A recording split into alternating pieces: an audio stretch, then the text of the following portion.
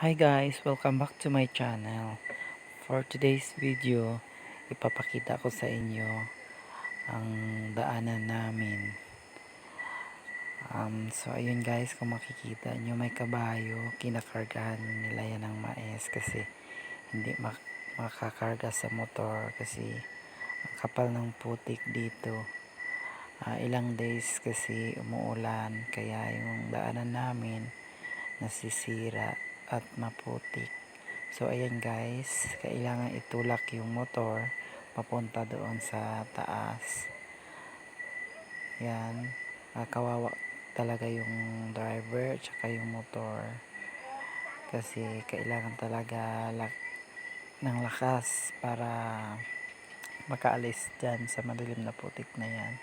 So ayan guys, yung putik ang kakapal. Araw-araw ako dumaan dito papuntang trabaho, pero sa ngayon nagbayanihan yung mga tao dito sa sitio namin.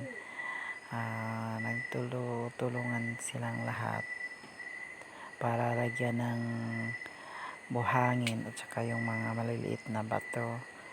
Special thanks sa mga taong ito, lalo na sa sitio leader namin.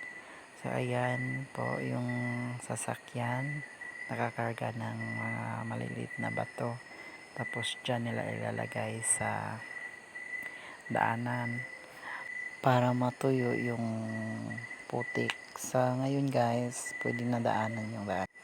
Thank you for watching this video guys. Maraming salamat. Bye bye.